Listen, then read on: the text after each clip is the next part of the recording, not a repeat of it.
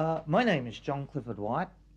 I am, for want of a better term, a composer. I write music for films and television and the odd commercial. And my involvement with this project is as a composer sort of thing. And I play a bit of the loony keyboards and the odd harmonica.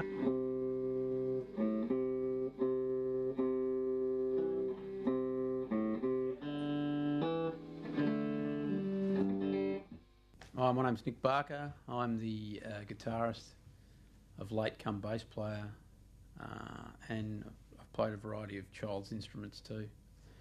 In Nana's Bag, I got involved in Nana's Bag when John asked me to come in and try out singing the theme for Quads, the opening theme, and then I think the guys who were playing on it had to go and do something interesting, like play with John Farnham or something, and so I got the gig by proxy almost. So yeah, I was pretty lucky. It's good. Well, my name's Craig Whitelock, and I'm the supposed to be the timekeeper of the band, but that doesn't really happen often in this band. The more out of time we are, the better. How I got the job was actually a bit of luck, actually. The drummer who was doing it went away on tour, and I got to do a couple of sessions, and it sort of really gelled, so that's what they told me anyway. So, yeah, I ended up just staying with it and love it to bits. It's the best. I've done heaps of recording before with different bands, but it's really good to be able to get really creative with it. Just like to point out for the record, this is not my bass. I'm Greg Thomas. I play bass in Nana's Bag up until the last 2 episodes when I set fire to my hand, and I got here because I got a phone call.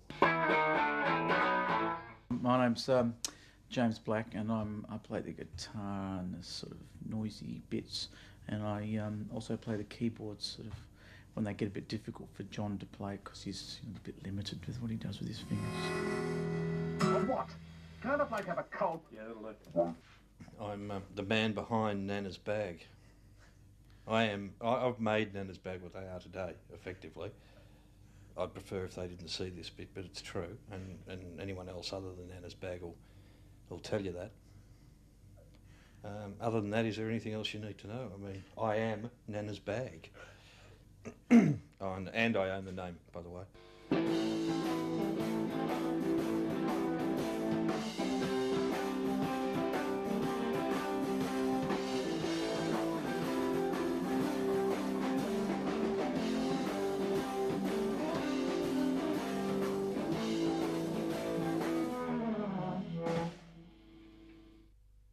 I've got a bag.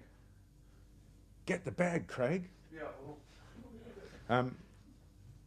And I think it was Nick who one day said, it's like working with your nana. Because I come in and put my bag down and plug in the bass. We were calling it the colostomies for a while, in keeping with the whole disabled theme running throughout the sessions, obviously. Coming, John.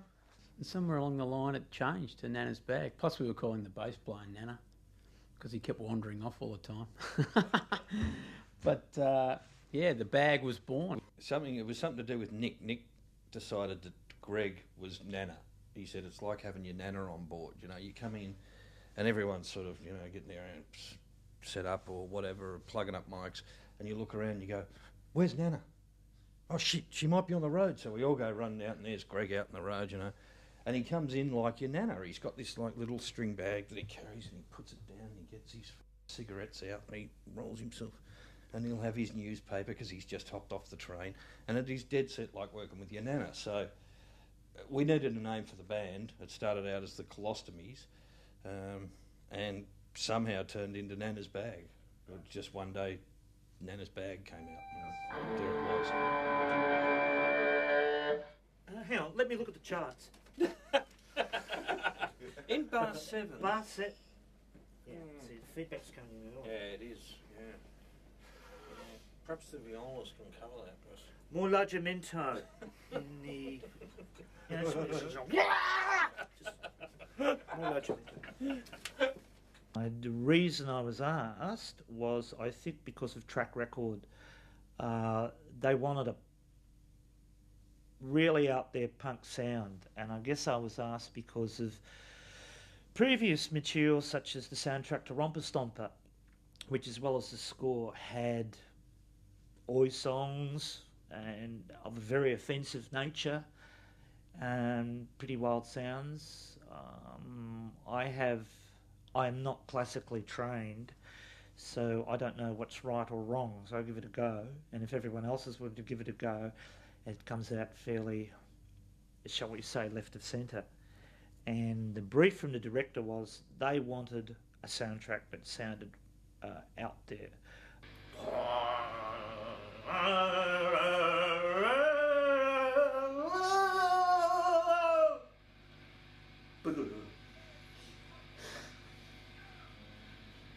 Alright, so obviously it goes with the shadow and then goes. Is everyone? Builds.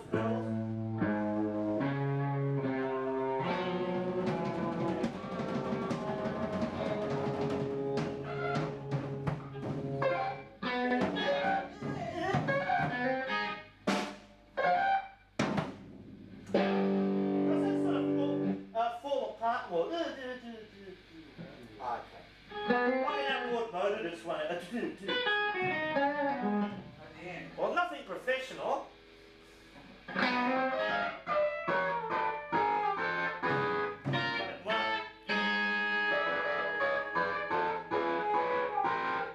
Alright, let's not over rehearse. I think we should go for it. 6:41, please.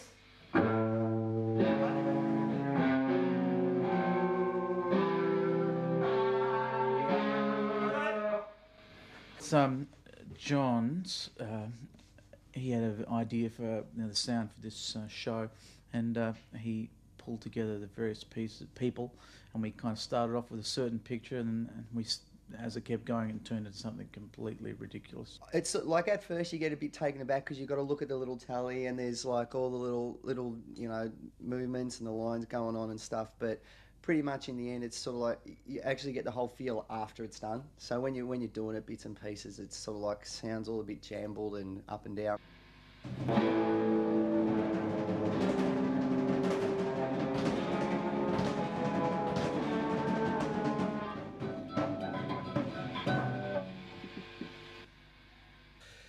I submitted a theme which was your mid-70s, late 70s punk style in the idiom of the Sex Pistols. Since we sort of gave it a name, when we get the director's notes, he often refers to Nana's bag, so we know exactly what's required. I need 10 seconds of the midday show band a la Nana's bag, so as soon as he says that, we know it's got to be as crappy as possible. It was very Nana's bag. I don't exactly know what it was, but... Could you hear it back? Sure. I've never done it quite this way. The funniest thing about this is you sort of start off and sometimes do something like, a Western movie, and you sort of say, okay, you play something, and say, no, that's too good. Do it really bad. I go, and it's got to be a bit more spastic and a bit sort of weird.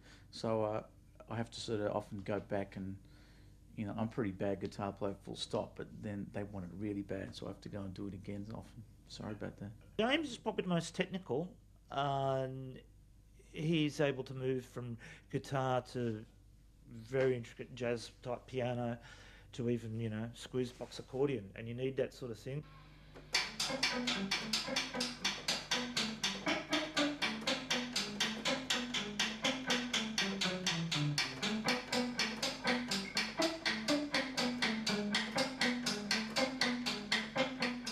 The recurring stories, they get annoyed with me because I say I want to do something again, and that's because I'm used to making records where everyone's, the pressure is to get it right, whereas here, the same pressure is to get it right, but what is right is what is normally wrong, and I find that a little hard to adjust to, so I kind of go, oh, that was okay, but I could do that better. They go, no, just leave it alone. Shits me. All right, we'll do an overdub of some feedback in guitar, and then pull it down to run under the dialogue. And that'll do it. And then sort of bring it up again when he goes to the thing. Can we do that one again? You want to do it again? Come on. No. It's lovely. What? Jane.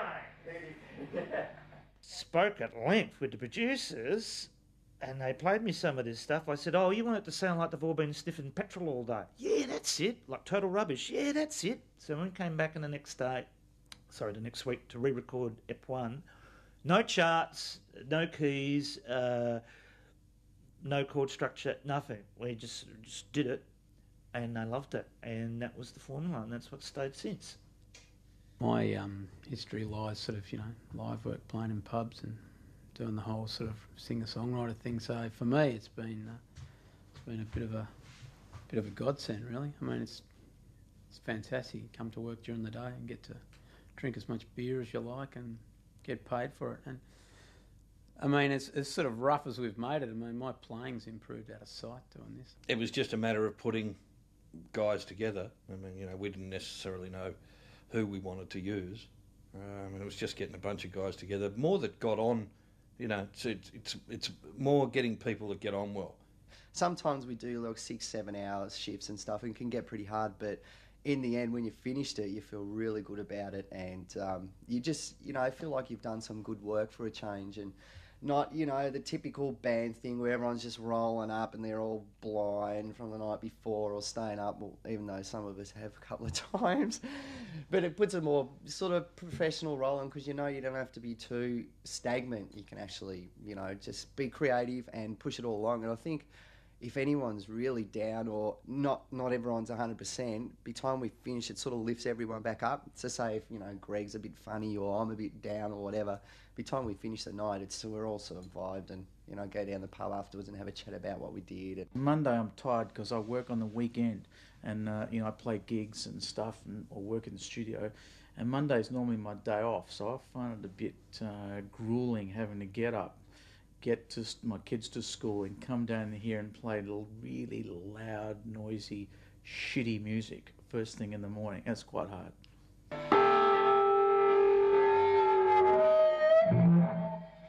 I haven't, you sort of lose, once you sort of the older you get, you try and avoid that sort of rehearsal room situation like the plague, you're just not into it anymore, so... The actual jamming aspect of it's been really good fun, It'd be great to do. I mean, once you set it up, once you sort of got we had the whole thing up and running, it just became so much fun and so easy. I mean, you could do a whole movie just sitting there doing this, providing you didn't need the music to be really good. Good. Hey, Nick. Yeah. Guitar. Yes, please. It's a very democratic band. Everyone has input. And you sort of, I guess, a wise musical director will allow that, because even if you are a good guitarist, this guy's been a professional doing it for years. So you let them have their say, and invariably it's something better than you had in mind to begin with.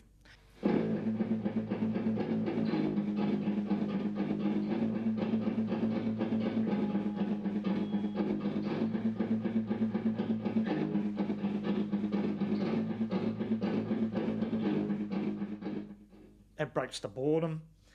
Sometimes one of the members can't make it, so Nick can fill in on bass or on guitar, or James ditto. I enjoyed it. It's really good fun, and I love bands, because even though they're a bit tense, and the good thing about bands is you get people playing together and they play in their limitations, and you can find something interesting rather than everyone being like a super gun at what they do. And if they do that, they tend to sort of do everything really well, but with not much character. Whereas we're not like that. All of us, everyone's kind of good at their own thing, and they just come and sort of mess with it and add something special. So it's actually been a lot of fun.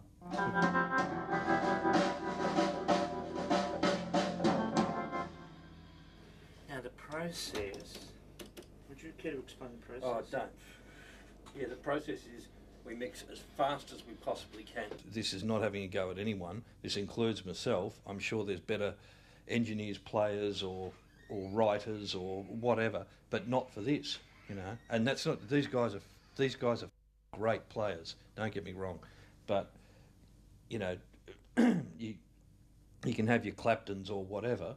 That's all very nice, but it just wouldn't work. I mean, you've got to have guys that get on well together, and that, you know, that take it for what it is, and you know, do a great job with it that they have. You can't be too sensitive in this band because I'm a bit of a sensitive guy, and if you're too sensitive, you end up just getting whipped all the time. You know, you got the little comments from Scotty in the room, and you got the serious members, and everyone's trying to get it together and stuff. But in the end, it works out so well. Me walking into one of these glass panels wasn't funny for me, but it seemed to be for everyone else. And John's conducting. I think Nick refers to it as the European WASP School of Conducting, which John will demonstrate for you if you ask him nicely.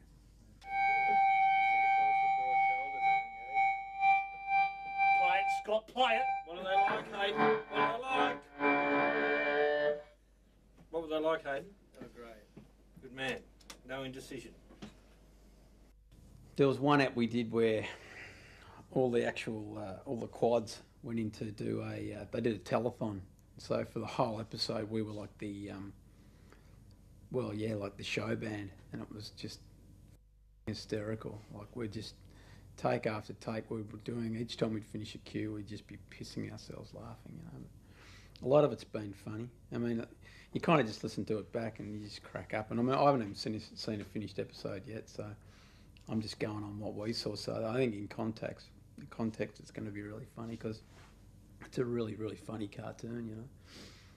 So hopefully it'll do really well and we'll get to do another run of it.